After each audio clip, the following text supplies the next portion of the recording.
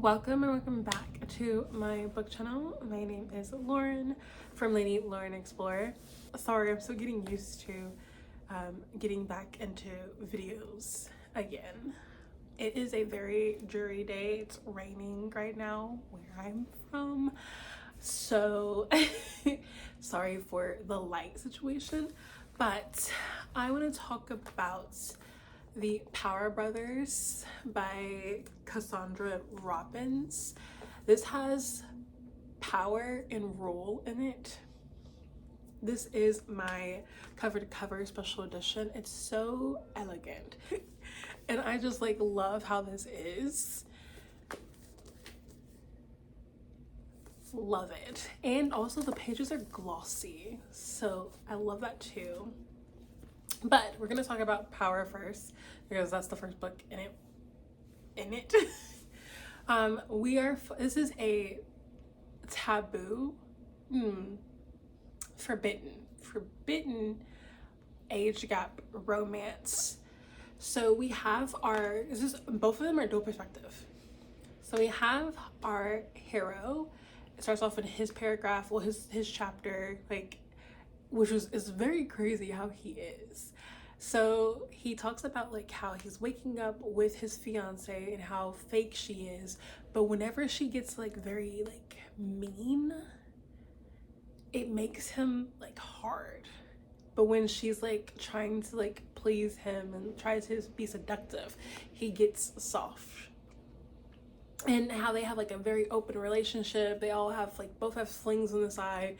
They both come together sometimes, and they just have lots of fun in this open relationship. And even though he doesn't love her, he's 49, she's 45, and he's just she's what I'm supposed to be with, and she knows how I am. We both are very workaholic driven because she is a PR person, very successful, and he is an attorney for the stars.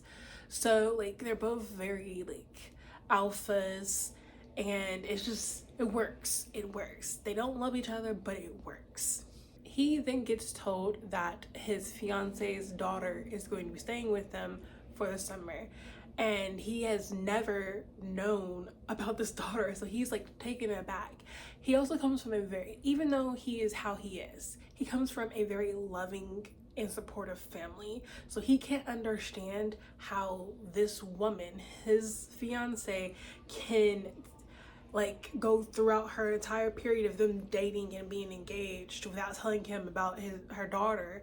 And so it sticks up in his mind that something's there, something's there. Red flag. But the daughter comes, and she is 19, I think 19 or 20. I think she is 19 or 18, 19. And she's about to go to college.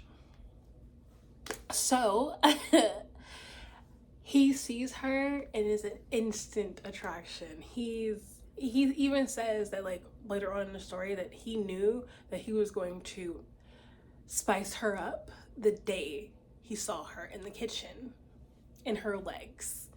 And so that's what happens. Her mother goes to New York because of a client who's having a breakdown about an interview she's doing, and so they're there by themselves.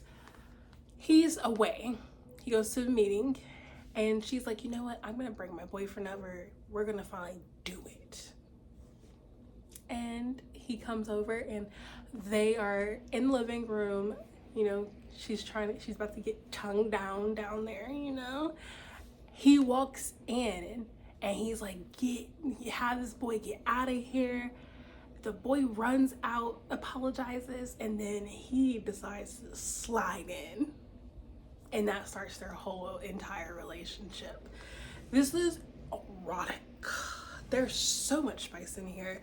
The plot falls because obviously we're waiting for the shoe to drop when the mother finds out about this, but we also don't really care about the mother because she's not a good mother. There's something going on with her mother. She's not loving. She finds her daughter to be very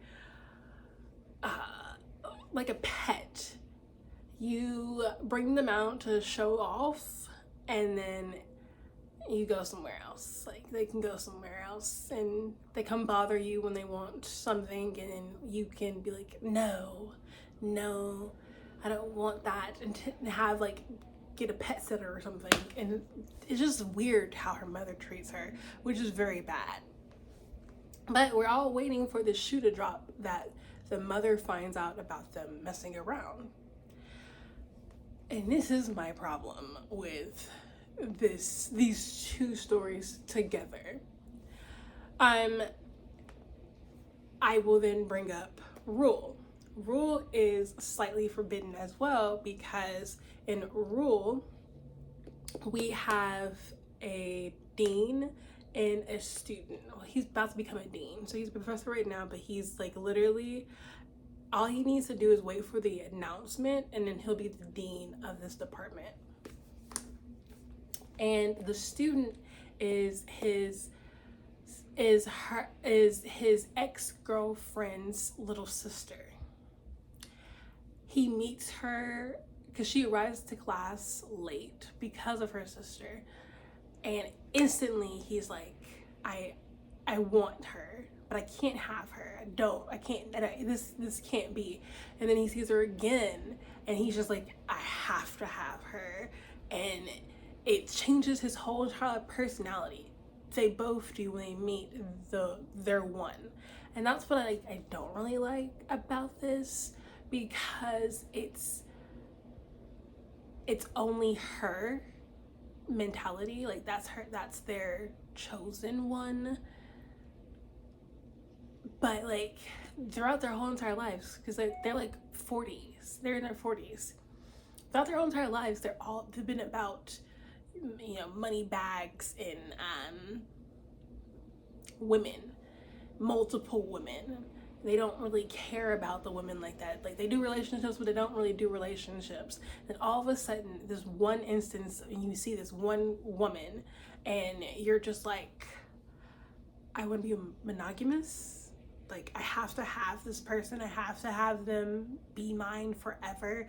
It's just very weird to see how that like flips, just a complete 180 of their personality that they've lived with their whole entire lives. You know what I mean? I just find it very weird. But they both ended with the HEA, even though in Rule there is a cliffhanger, sort of.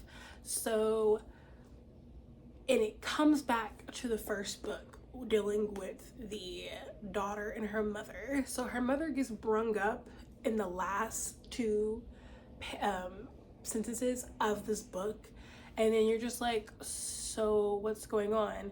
But then you can't, because there's no third book. So it just like leaves you with this sense of like something happened and you just don't know what's going on. So I don't know if there's gonna be a third book, but these both have so much spice in here, so much spice in here.